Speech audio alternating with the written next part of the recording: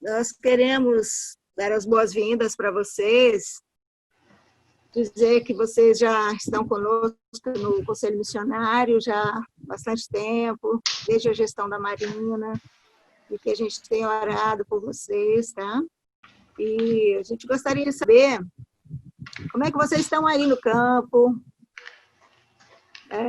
quais o que a pandemia, qual foi o impacto da pandemia aí com vocês, né? Na missão, aí na cidade, na igreja. Eu gostaria que o senhor falasse sobre isso. Obrigado, dona Maria José. Obrigado a todo o Conselho Missionário da Igreja Presbiteriana de Guará. Um abraço ao pastor, ao Conselho da Igreja e a todos que fazem esta amada igreja, que é uma igreja que tem a visão missionária voltada para o reino. E nós queremos louvar a Deus pela oportunidade de estar falando com vocês através dessa live. Parabenizar pela conferência e parabenizar pelas ideias de todo o Conselho Missionário. Respondendo à sua pergunta, irmã, nós, com certeza, nenhum de nós vamos sair como chegamos nesta pandemia. Tanto as igrejas ou os campos missionários, eles serão diferenciados particularmente em dois momentos. Ou a igreja, ela vai ser uma igreja dinâmica, tá? Bem dinâmica, a partir ou depois dessa pandemia, ou a igreja vai ser apática. A igreja tem a oportunidade de se reinventar, a igreja teve a oportunidade de se encontrar, unir mais a família, e no campo missionário não foi diferente. Aqui no campo missionário, nós tivemos a oportunidade de reinventar algumas atividades e também priorizar algumas outras que eram menos importantes ao nosso ver. Hoje nós já conseguimos realizar as lives com os irmãos.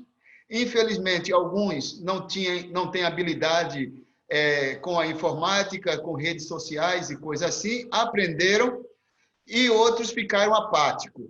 Mas o que é importante saber é que com essa pandemia, a família se aproximou mais e conseguimos ver talentos que antes estavam escondidos. Pessoas, dona Maria, que antes não realizavam nenhuma atividade na igreja, agora se veem obrigados a estar participando, seja na live ou, às vezes, até mesmo no culto presencial, que agora nós já estamos tendo. Uma vez por semana já estamos tendo, mas nós agora aprendemos e só quem não quer realmente aprender é quem não vai aprender. Porque a pandemia, ela não veio realmente para nos destruir, ela veio para nos fazer repensar a nossa forma de ser igreja. E está sendo uma bênção para nós aqui do campo missionário. Amém, graças a Deus. Amém. Eu acho que a gente tem que tirar muitas lições, muitos aprendizados mesmo com essa pandemia, né? Por esse lado aí foi bom para a igreja, é bom para a gente mostrar mesmo outros dons, né? E participar mais, como o senhor está falando aí, né? Às vezes a pessoa tem vergonha de ir lá na frente, na igreja, falar pessoalmente, mas aqui, pela live, a pessoa se solta, fala mais, né? Assim é, perfeitamente. Eu quero apenas falar uma coisa, dona Maria. Eu me esqueci de me identificar, para aqueles que não conhecem. Eu sou o pastor Geraldo Batista Neto. Nós somos missionários da APMT em Puerto Suárez, Bolívia. Estamos lá desde 2012. E aqui está ao meu lado minha esposa Gláucia, minha companheira incansável, e os nossos filhos já são de maior de idade e eles estão em Vitória, Espírito Santo. Eles não vieram para o campo conosco, já são casados, no campo só está eu e a Gláucia. Então, eu quero apenas trazer esta palavra introdutória para que você saiba que nós somos missionários da APMT. Eu sou o reverendo Geraldo Batista Neto e aqui está a minha esposa, Gláucia Souza da Silva Batista. Sim. Há quantos anos vocês já são da missão? Agora, em janeiro, vai fazer 9 anos. 9 anos. E sempre aí em Porto Soares? Sempre em Essa Porto foi a primeira Soares. cidade, já estão aí há 9 anos. Isso, primeiro. E, na verdade, dona Maria, nem é uma cidade ainda, é um distrito com 22 mil habitantes. Ah, é muito pequena ainda, né? É pequena, é verdade. A gente já ensaiou uma viagem para conhecer aí a cidade, passar um tempo aí com vocês, né? Ainda não deu certo. Se Deus quiser, essa viagem vai sair um dia, né? Amém. Nós estamos de portas abertas esperando para que vocês possam ter uma experiência transcultural. É muito bom conhecer o campo através de fotos, de vídeos, entrevista com os missionários, mas no campo a coisa é diferente. É muito mais gostoso e é muito mais lucrativo. Sim. E a igreja já existia quando o senhor foi para aí, ou vocês aqui fundaram a igreja? Sim, a igreja já existia e era um pastor que fundou chamado Joel Veríssimo. Ele saiu com 15 anos de trabalho e nós estamos há 9 anos. Então, nós estamos completando, 24 anos, não é isso? 24 anos que tem o campo missionário. Ele, com 15 anos, deixou o campo, agora voltou a pastorear. Ele está em uma cidade do interior do Mato Grosso do Sul. E nós já estamos há 9 anos, a igreja já está caminhando para quase 25 anos de fundação. Quando nós chegamos no campo, tinha 12 membros. Hoje já estamos com 35 membros. Pela graça de Deus. Pela graça de Deus. Bom, graças a Deus. É verdade. Sobre o trabalho, assim, durante a semana, agora a gente sabe que agora que está tentando voltar ao normal, né? Mas quando era normal, vocês têm cultos durante a semana e domingo? Sim, nós temos. Eu vou falar sobre o culto da semana e a Gláucia depois vai falar sobre os projetos que nós temos, o qual a Igreja Presbiteriana de Guará nos ajuda financeiramente e é responsável pela concretização e existência desses projetos, certo? Então, deixa eu lhe falar. A igreja, nós temos culto de adoração no domingo à noite, escola dominical no domingo de manhã, às 9 horas. Hoje, nós estamos fazendo presencial culto, mantendo todo o grau de biosseguridade. Hoje estamos fazendo assim, mantendo o distanciamento, álcool gel e medidor de temperatura. E com máscara. À noite, nós estamos fazendo live, porque não pode funcionar até às 16 horas. Então, a gente só pode funcionar de manhã. À noite, não pode. Na terça-feira, nós temos estudo bíblico.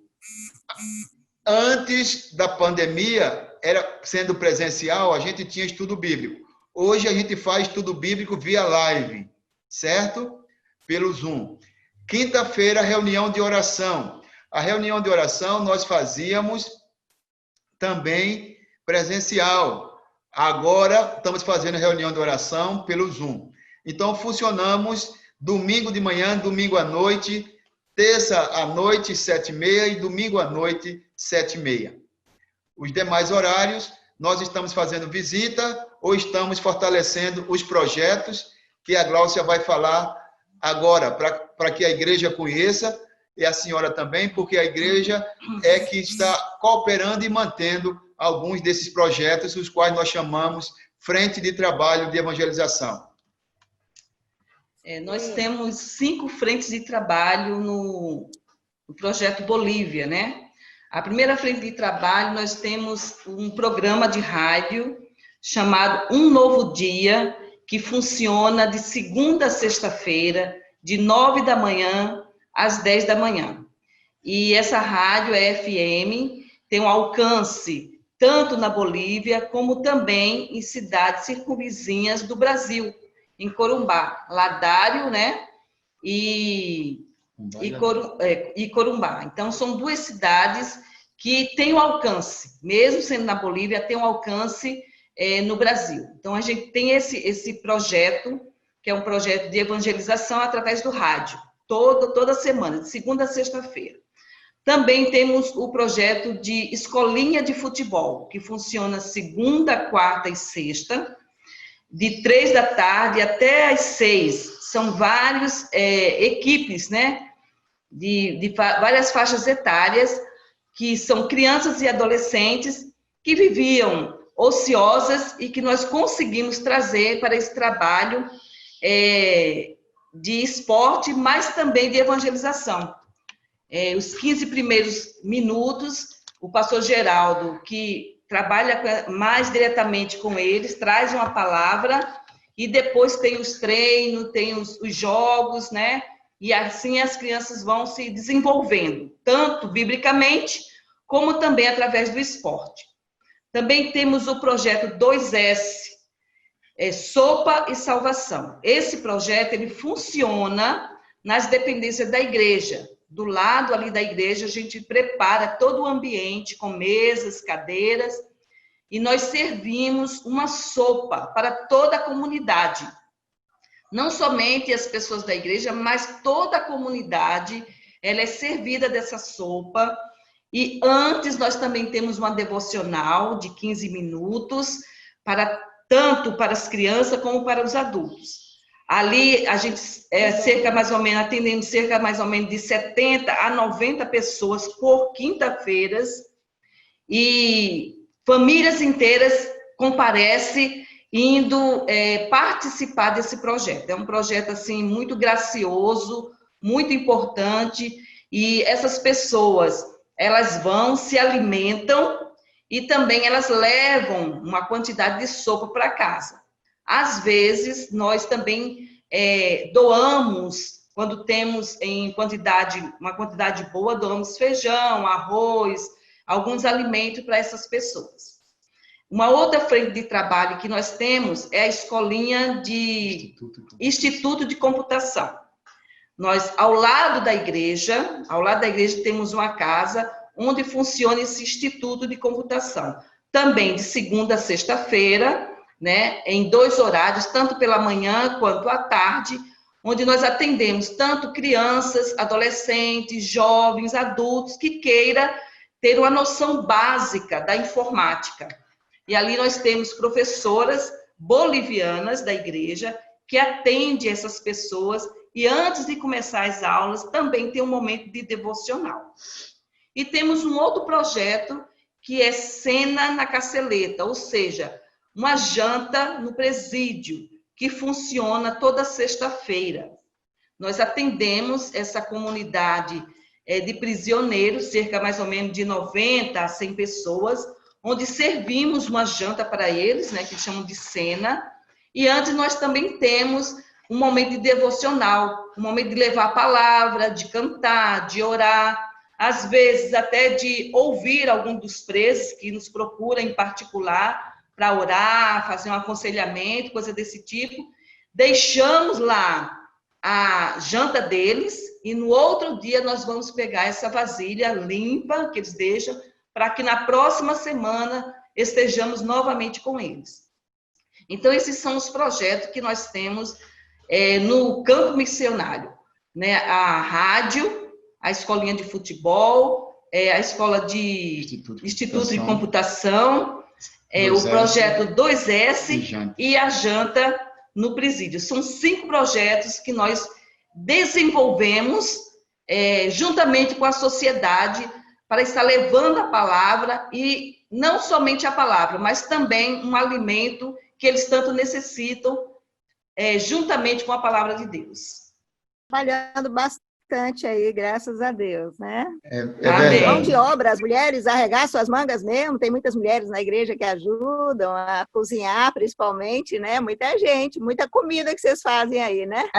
São duas vasilhas grandes daquela de escola, sabe, que faz merenda para a escola? Então, Sim. é mais ou menos 2 vasilhas daquela, uma mais ou menos para que as pessoas tomem a sopa lá, e a outra para levar para casa. É muita sopa, e a cozinheira mãe é a Gláucia que cozinha. Tadinha. As irmãs ajudam a descascar as verduras, ajudam a preparar as coisas, mas o pesado mesmo é a Gláucia que faz.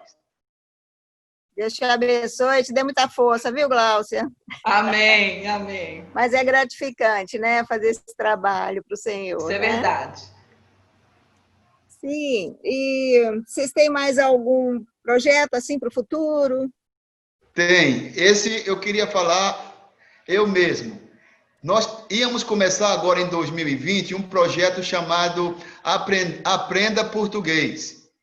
Nós estamos, Porto Soares está a 11 quilômetros da fronteira e está a 22 quilômetros do centro da cidade de Corumbá, em Mato Grosso do Sul. E muitos dos bolivianos que transitam e até negociam em Corumbá, eles não sabem falar o português. Então veio a ideia de nós fazermos uma escolinha de alfabetização para aprender português. E muita gente tem nos procurado para fazer essa escola. Então nós íamos começar agora em fevereiro, depois do carnaval. Já estávamos estabilizados para isso. Foi quando começou a pandemia em março. Aí, infelizmente, nós tivemos que transferir para o ano que vem. Então, se Deus permitir, o próximo projeto, ou o quinto projeto, será Aprenda Português. E nós temos tanto para crianças, adolescentes, como adultos. Então, a Gláucia, como pedagoga, e uma outra irmã que está conosco, elas serão as monitoras e aquelas que vão coordenar esse projeto que é Aprenda Português para 2021, quando nós deveríamos começar em 2020, e a pandemia não possibilitou. Sim, mas com certeza é um belo trabalho também a ser feito, né? E necessário, né, pastor? É verdade, minha irmã. Ensinar o português para essas pessoas que precisam também. E eu Uhum. gostaria que o senhor compartilhasse conosco uma palavra que o senhor fala ao seu coração, que tem falado, para que o senhor transmita para a gente. Tá? Ótimo. Eu queria convidá-los, não vou demorar, mas quero convidá-los a abrir suas Bíblias em Mateus capítulo 9, versículos 35 a 38. Mateus capítulo 9, 35 a 38. Mateus 9, 35 a 38. Diz assim a palavra do Senhor. São Mateus 9, 35 a 38. E percorria Jesus todas as cidades e povoados, ensinando nas sinagogas, pregando o evangelho do reino e curando toda sorte de doenças e enfermidades. Vendo ele as multidões, compadeceu-se delas, porque estavam aflitas e exaustas, como ovelhas que não têm pastor. E então se dirigiu aos seus discípulos. A seara, na verdade, é grande, mas os trabalhadores são poucos. Rogai, pois, ao Senhor da seara, que mande trabalhadores para a sua seara. Esse é o texto. Quero conversar com vocês sobre o seguinte tema: aspecto da obra missionária, conforme Mateus 9, 35 a 38. Eu quero destacar três aspectos: o aspecto geográfico, o aspecto humano e o aspecto espiritual. Mas antes de destacar esses aspectos, eu quero mostrar a introdução do texto, porque nós vemos no versículo 35 e 36 que Jesus dá para a igreja, dá para os discípulos a direção, dá a estratégia, dá o modelo que a igreja, o colégio apostólico deveria seguir para desenvolver a obra missionária. Então, observe que no versículo 35 começa assim: e percorria Jesus todas as cidades e povoados. Então, a primeira lição que a gente percebe é que Jesus dá a entender que ele tinha pressa, tinha urgência. Jesus não tinha tempo a perder. Nós sabemos que o seu ministério se limitou à idade de 33 anos. Então, Jesus saía de cidade em cidades, saía de aldeias em aldeias, povoado em povoado, e em João, ele diz assim: façamos a obra do Senhor enquanto é dia, porque a noite vem quando ninguém pode trabalhar. Então, ele está se referindo que vai vir tempos difíceis em que a gente gostaria de fazer algo e não vai poder. Então, ele incentiva a aproveitar as oportunidades e não esmorecer. Essa é a primeira lição, urgência. A segunda lição é o ensino. Jesus nos diz assim, o texto nos diz, percorria Jesus toda a cidade e povoado, ensinando.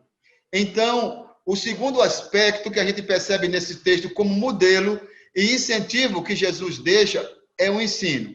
Primeiro, a urgência, o segundo, o ensino. Agora, o ensino aqui não é um ensino peripatético, o ensino socrático, não é um ensino da educação bancária de Paulo Freire, mas é uma formação de discípulo, é uma escola de discípulo, é formar relacionamentos.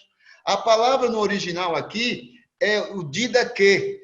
Didaquê significa não só ensinar, mas formando e gerando relacionamentos, formando discípulos. Então, Jesus mostra que a igreja que vai desenvolver a obra missionária, ela tem que ter urgência, ela tem que ter o ensino, gerando relacionamentos, com a visão de formar discípulos. A terceira lição que o texto mostra como modelo que a igreja neotestamentária e a igreja pós-moderna precisa seguir é a pregação. Observe, e percorria Jesus todas as cidades e povoados, urgência, ensinando, segundo aspecto. Terceiro, pregando o evangelho. Observe, Jesus mostra para os discípulos e para a igreja atual que o que devemos pregar é o evangelho. Não devemos pregar as nossas próprias experiências. Não devemos pregar prosperidade. Não devemos pregar cura, porque cura está contido no evangelho, mas cura não é evangelho. Prosperidade está contida no evangelho, mas prosperidade não é evangelho. O próprio Paulo, escrevendo aos Romanos, no capítulo 1, no versículo 16, ele diz que o evangelho é o poder de Deus para a salvação. Então, o evangelho é para a salvação, não é para enriquecimento. Infelizmente, alguns líderes religiosos, eles fazem mercantilismo, eles negociam a fé do povo, eles negociam o evangelho. Mas isto, eles vão dar conta no dia do juízo. Mas Paulo nos dá a entender que em Romanos 1,16, o evangelho é esse evangelho transformador. É o que gera. Primeira coisa, a gente vê a universalidade do evangelho, a gente vê a eficácia do evangelho, porque o evangelho é o poder de Deus. Tá certo? Então, pregando o evangelho do reino. A minha experiência com Deus, ela é importante, a sua experiência é importante, mas ela não pode substituir as escrituras, ela não pode substituir o evangelho. Temos agora uma outra lição, que ele diz assim, pregando o evangelho do reino e curando toda sorte de enfermidades. Ou seja, a igreja, ela tem o poder, o potencial, a ferramenta, que é a fé, para gerar cura nas pessoas. Mas a prioridade não é a cura. A prioridade é a pregação do evangelho, porque a pregação do evangelho é que converte. O homem prega e o Espírito Santo é que convence o homem do pecado, da justiça e do juízo. A cura, ela está incutida no evangelho, mas a cura não é evangelho. A igreja, ela tem o poder da cura. E, infelizmente, a igreja tem usado pouco esse poder, mas essa autoridade foi dada aos discípulos e foi dada à própria igreja, para abençoar os povos, abençoar as nações, e conforme Marcos 16 e Mateus 28, ele diz, para curar a enfermidade do povo. Louvado seja Deus por isso. Mas tem uma outra e última lição que ele fala sobre compaixão. Uma igreja que quer ser missionária, uma igreja que quer ter um exemplo, ela tem que ter urgência, ela tem que ter um ensino, ela tem que ter a pregação do evangelho, ela tem que acreditar que Deus é o mesmo Deus do passado, que curou no passado e que cura no presente. E também essa igreja precisa se compadecer das pessoas. Versículo 36. Vendo ele as multidões, compadeceu-se delas. Então a igreja tem que ter compaixão. Uma igreja que não tem compaixão, ela está pulando etapas. Uma igreja que não tem compaixão do povo, que não tem compaixão do moribundo, que não tem compaixão do presidiário, que não tem compaixão do pobre, do cego, do nu, ela está pulando etapas. Porque Jesus nos mostra lá em Mateus 25, tive fome, não me deste de comer, tive sede, não me deste de beber, estava preso e não foste me visitar. Então, a compaixão é responsabilidade que o Senhor da igreja deixa para a igreja neotestamentária e deixa para a igreja pós-modernidade, que é a igreja do hoje. E então, eu pergunto, depois do modelo deixado por Jesus aqui, o que a igreja precisa fazer? Aí você vê o versículo 37 e 38, quando eu destaco 3 aspectos. O primeiro aspecto é o aspecto geográfico. A seara, na verdade, é grande. O primeiro aspecto é geográfico. A seara é grande. Irmãos, o mundo tem aproximadamente 8 bilhões de habitantes. O mundo tem 6 continentes. 6 continentes. Então, a igreja tem que entender que a seara é grande. Mas tem também um outro aspecto, que é o aspecto humano. Diz assim, os trabalhadores são poucos. Hoje, na PMT, nós temos 240 missionários. E esses 240 missionários estão espalhados tanto no Brasil como fora do Brasil. Porque no Brasil, eles atendem os quilombolas, atendem os hispanos, atende também os ciganos e os índios. Então, precisa de gente. O APMT só tem 240 missionários. Nós precisamos arregaçar as mangas e obedecer o ID. E terceiro aspecto é o aspecto espiritual, como diz o versículo 38. Rogai, pois, ao Senhor da seara, que mande trabalhadores para a sua seara. Aspecto espiritual. Eu, quando oro para que Deus mande trabalhadores, eu preciso ser o primeiro a me prontificar, a me inscrever e a me colocar à frente para fazer a obra, para obedecer. Então, está aí 3 aspectos da obra missionária: geográfico, humano e espiritual. Era essa reflexão que eu quero deixar para a igreja e que Deus abençoe, que a Igreja Presbiteriana de Guará, ela não só esteja segurando as cordas, como ela também possa descer ao poço para levar a palavra àqueles que estão morrendo, caminhando para o inferno sem Deus. Obrigado, irmã Maria. Obrigado, irmã Raquel. Obrigado, Igreja Presbiteriana de Guará. Amém. Nós que agradecemos, pastor. Muito obrigada pela palavra, que é sempre oportuna para nós. Cada um de nós é um missionário também, né? Amém, verdade. E obrigada, Gláucia, também, por ser essa mulher companheira, idônea do pastor, operosa também na obra do Senhor. Que Deus continue abençoando-os por quantos anos Ele quiser vocês aí nesse campo. E Amém, obrigada. Se porventura Ele mudar vocês, né? Amém. Obrigada, irmã, obrigada, igreja. Também, os projetos deles também. E muito obrigada pela oportunidade, viu, de conhecê-los melhor. Convidando a Igreja Presbiteriana de Guará para conhecer o campo missionário de Porto Soares. Estamos de portas abertas para receber, é só fazer contato. Deus abençoe o pastor Vila e Deus abençoe o Conselho Missionário e o Conselho da Igreja.